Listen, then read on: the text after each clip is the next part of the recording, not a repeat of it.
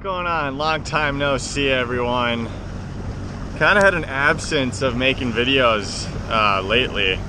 Just kind of been busy, and honestly I've been fishing a couple places. Fishing hasn't been that great, and it's just kind of the footage and stuff like that for me personally has just not been all that interesting, to say the least. But today we're out. You know, summer's coming to a close. It's getting into the middle of August about, and or close to, and summer's gonna be over before we know it. So, you know, a big goal of mine that I wanted to do was just try to like fish around some lakes that I had fished in the past, kind of growing up, and just maybe finding some new bodies of water, just going to have some fun, getting some content, and just honestly catching some hopefully big bass and just having a blast before I hit the road again for the next Bassmaster Opens. I'll be hitting the road like middle of September for about another month and a half or so, until like end of October. And so I don't know, we're gonna do some fun fishing, have some fun, get some work done, get the head clear before we hit the road again, get everything in tip-top shape. And with that also means getting our fishing in tip-top shape. You know, we want to be in the zone, ready to go after these next few big tournaments. And so today we are on a small metro lake that I've fished a lot growing up. Gonna go fish some memories, maybe poke around, do some new stuff, kind of let the fish tell us what's going on. But hopefully you enjoy this. Hopefully there's a ton of big fish catches, but for now stay tuned, and we'll see what we can put in the boat. So first things first, kind of just doing some idling around. It's the dog days of summer. These fish are deep. We're just kind of idling around using my lake map, finding high spots, idling around looking for these rocks. And once I find these rocks, I'm just marking down waypoints. Something I like to do is kind of surround that structure so I have a good point to cast at. But so you can see those transfer over onto this graph here, and I've got those rocks marked. But here we're coming up more high spot, getting a little more rock, but this hard bottom is going to be this white stuff, this kind of white that's showing. That's going to be a harder echo off the transducer, so it's going to mark a higher, or a lighter color there. But you can see all this is kind of hard bottom. There's some rocks kind of mixed in, so we're just kind of highlight that whole area, really focusing on those rocks. I just marked these ones over here, so we're just going to kind of mark this general vicinity and just kind of fish around it. But so we're just kind of doing some of that right now. Again, those are just transferring over. You got this big area here that I marked, that little isolated area there. But just kind of seeing the lay of the land. I knew some rock was over in this area, so I kind of got to relocate it. I don't have my old waypoints or anything from previous graphs. I didn't transfer those over. But we're going to start doing that kind of stuff. Otherwise, you know, it's hot, sunny, a little windy. There's a ton of lily pads on this lake. There's, you know, a good number of docks and just stuff like that. There's probably some weed lines, all that good stuff. So we're gonna get kind of a lay of the land a little bit out on this rock, and then fish it, see how that goes, and just kind of let the fish tell us from there. You know, figure it out. First time out here in a few years, so it'll be fun. So just pulled up to fish these rock, and tying on an all-terrain tackle football jig. This is just a 1/2 ounce. Got it in the green pumpkin purple color, so figure kind of a darker color pattern for the water's kind of got a slight kind of green stain to it. So I'm gonna kind of start with a darker profile, a jig, bigger profile to see in that dirtier water, and kind of go from there. You know, once maybe if we can get a few bites on this, or if we don't, I mean, we're probably going to alternate, switch it up to like things like a Carolina rig and a, you know, drop shot, stuff like that, whatever it might be. But throwing on the back, I'm doing this 10,000 fish saw craw. I got it in the black and blue color, again kind of going with that darker color profile.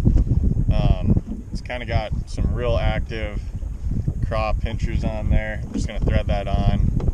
A little bit bulkier profile again, but gonna thread it on there. Trying to thread it on as straight as possible. A little excited, so I'm kind of shaking. But cool thing about these all-terrain jigs is that they've got a little bait keeper on here. This is kind of cool. So like a lot of the times I'll glue a plastic on or stuff like that, but there's not really a need to. You can see there's like these little hole slots. And all you do is put it right down through your hook, pull it straight, and I'll just cut the tag end off just to eliminate some of that. I usually go to the highest or the closest to the jig head hole so that it pulls that kind of elastic a little tighter, and it'll keep that bait on there. We can kind of push it down. That bait's gonna stay on there real good with that. I like it a lot. Eliminates the super glue problem. Get all that gunk stuck up on there, but I cut off the last little end so that jig, or that plastic fits on that jig a little bit better. But just throwing it on a Daiwa Tatula Elite. This is a 7'3" medium heavy. It's the Brent Ehrler multi-purpose rod. It's a good all-around rod. I really like throwing football jigs in open water scenarios. And then I got a fast gear ratio reel. It's the Tatula Elite. This is an 8:1-to-1 gear ratio. 16-pound Daiwa J fluoro on there. Just going straight fluoro. We're fishing wide open rock. There aren't any weeds on there. I don't feel the need to cut down or cut the cut the weeds when I set the hook or get the fish out or anything like that. So I'm just kind of keeping it pretty simple. And that fluorocarbon will get that bait down there. You'll get more action out of it. I've been really, going towards using lighter lines for applications. Just I think you get more of a natural presentation out of the bait and stuff like that. So I don't know. We're gonna make a few casts. I'm excited. Hopefully we get a couple in the boat real quick and figure these fish out. So stay tuned.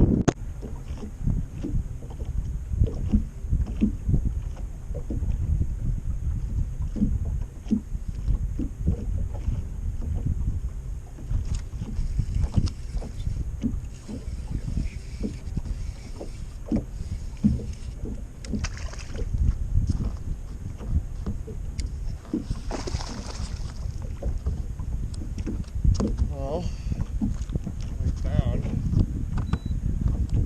we found one. Choked the AT football jig. Again, that 10,000 fish, the craw on there. Not a crazy big one, but it's nice to get bit. Let him go. See if Big Brother's there. I should say his mother.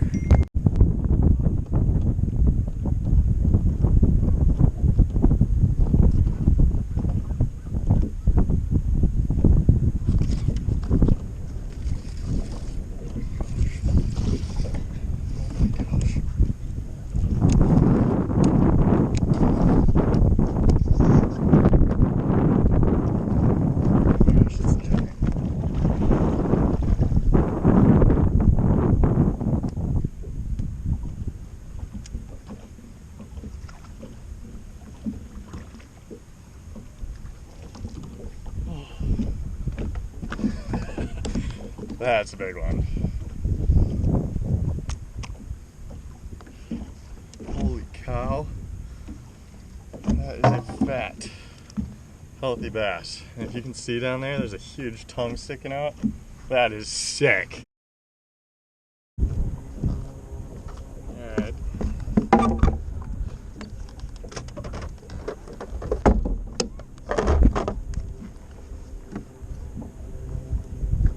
Well, remember when I was talking about using 16-pound line? These rocks are not having that. So, this spool's getting down there. I'm going to chuck this off. I'm going to put on 20-pound line. I think I just got some leftover 20-pound in here, but oh, that's frustrating. Missed two opportunities because the fish got it, like they bit it and sort of run with it right away. The first bite I got on a football jig, it started swimming at the boat like really fast. I had to reel up to catch up to him, felt him, set the hook. But these ones started running in opposite directions, and as I let them like take it for a second, they already had me wrapped around a rock or something. So every time I set the hook, it just sliced the line. So I gotta up this line a little bit. And I'll show you guys how quick and easy it is. I'm actually doing this slower. Usually I'll grab it like this, you'll get more line up, but there really wasn't that much on that spool anyway. But Bass Mafia blade coffin. Take out the center bar. You got all your lines in there.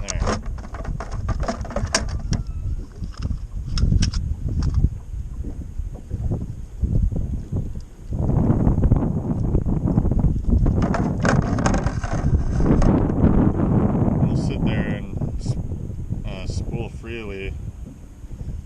No friction in their own little zone. So actually,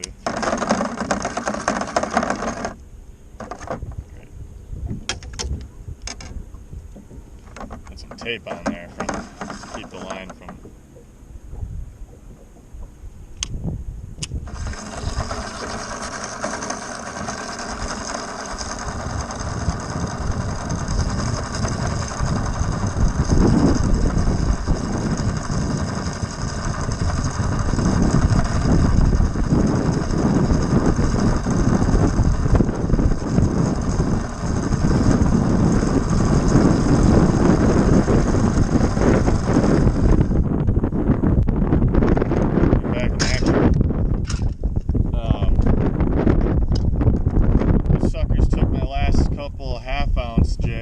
Football jigs. I didn't realize I was running that low, so it's probably good to know that before I hit the road again. Restock on some of them, but so we're throwing 3/4. All the more reason to throw heavier line. Probably gonna get more rock contact with that. Definitely don't need 3/4. It's not that windy or that deep. I don't know. We're fishing like 10 to 12 feet or so. Maybe a little shallower at sometimes with the cast, but yeah, we're gonna rig up a new jig, get back to it, and this time we ain't missing them.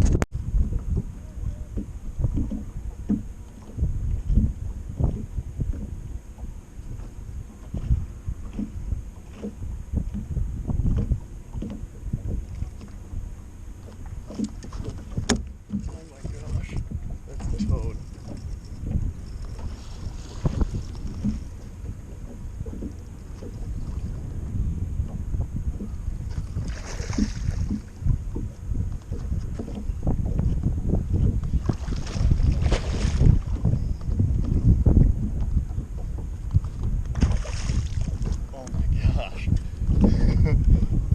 How's that for a football jig eater? That is sick. That's a big one. He just, also my line went limp and it just went, oh, that was a bite. They're eating. That is sick. Look at, they got like small muscular heads. Sick.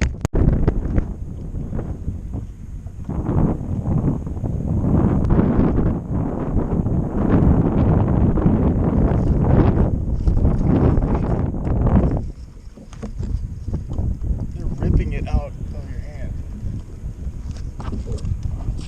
That's a smaller one. I didn't get it quite as good. But all train jig, football jig. That's sweet. That's so fun. Well, kind of a short and sweet video. Didn't get a whole lot of fish catches on camera. Caught a couple good ones on camera, so that's fun. But I don't know, just kind of got out, a little solo mission for a couple hours today. I didn't have a whole lot of time, I gotta get some other things done, but yeah, it's a fun time just going out fishing a couple little lakes and stuff like that. Stay sharp, have some fun, brings you back to why you love fishing so much for sure. And I don't know, so hope you guys enjoyed watching this video. So, you know, kind of short and sweet, like I said. Hopefully more to come. I got to get back on this grind a little bit of pumping out more videos and content with the GoPro. But yeah, that's about it for this one. So stay tuned. Tight lines. Thanks for watching. Subscribe if you haven't, please and thank you. And peace and love. We'll see you guys on the next one.